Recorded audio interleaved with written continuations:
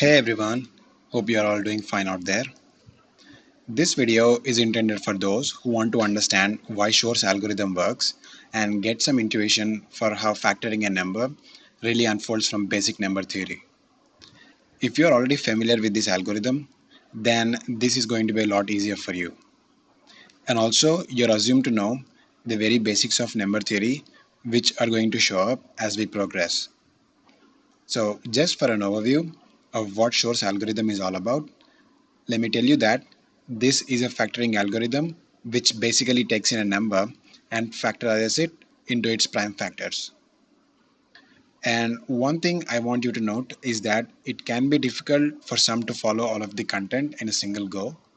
So feel free to pause the video wherever you feel it's necessary.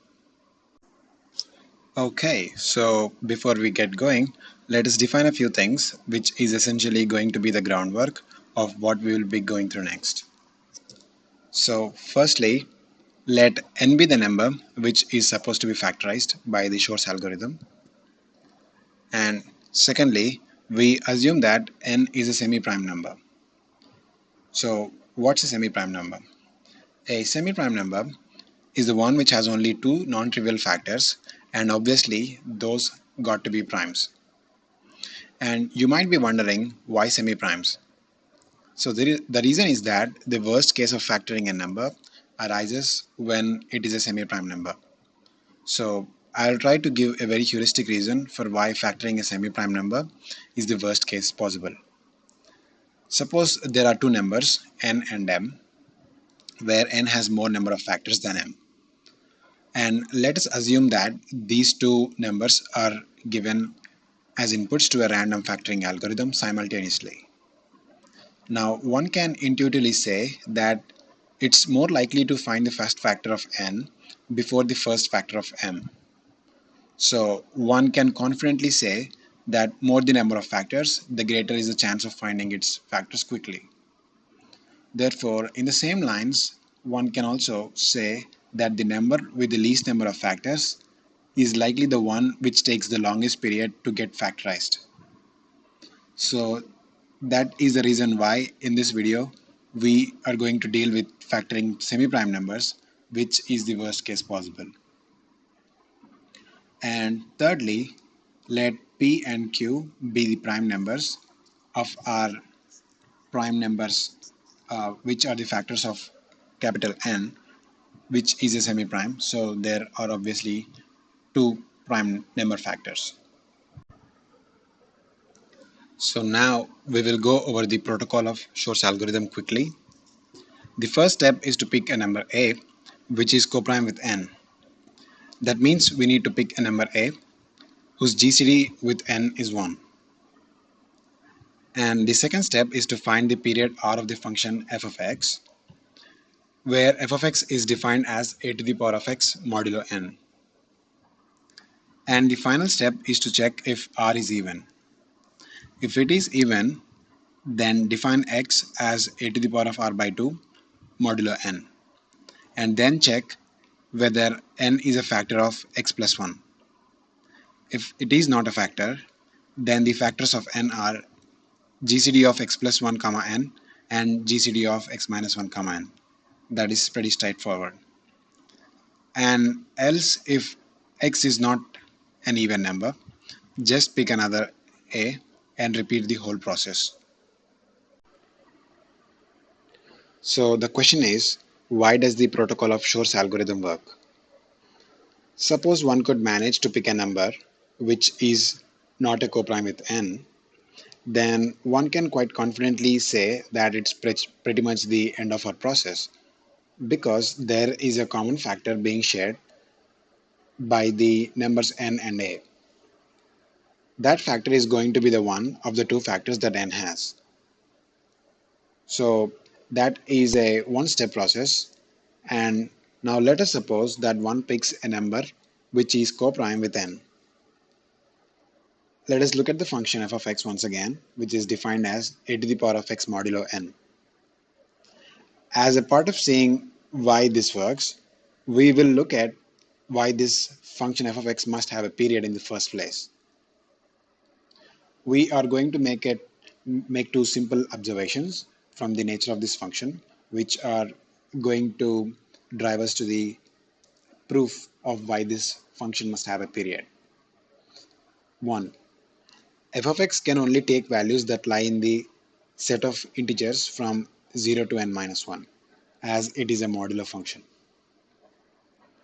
And 2, if w and v are two positive integers, and if f of v equals to f of w, then f of v plus x is also equal to f of w plus x for any positive integer x.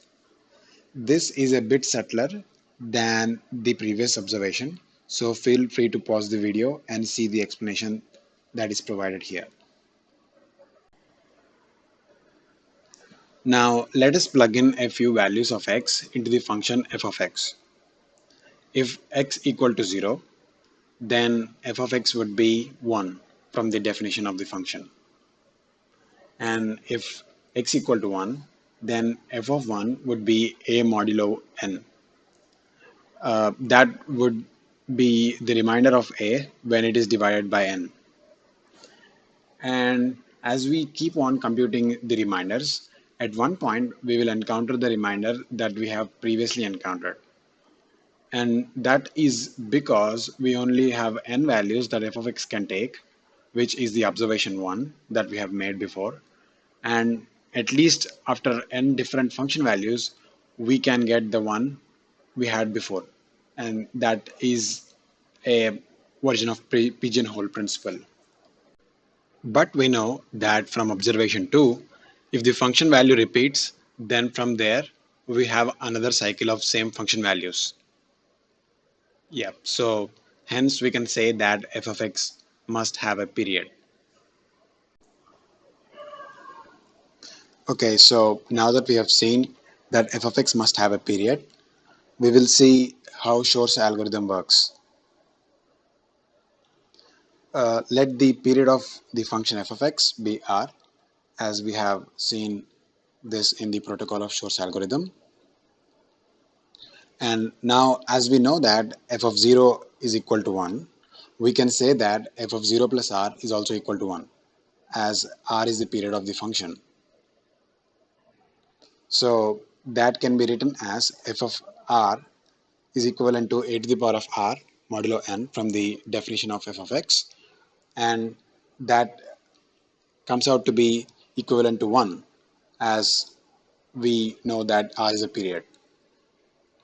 So this also means that when we divide a to the power of r with n, we get a remainder of 1. So if we explicitly write the Euler's division lemma, we can clearly see that a to the power of r minus 1 is divisible by n. And if r is even, we can rewrite the above statement as a to the power of r by 2 minus 1 times a to the power of r by 2 plus 1. And this is divisible by n. This comes from the fact from a simple algebraic equation, x squared minus y squared equal to x plus y into x minus y. So these both the terms are integers, as r is even.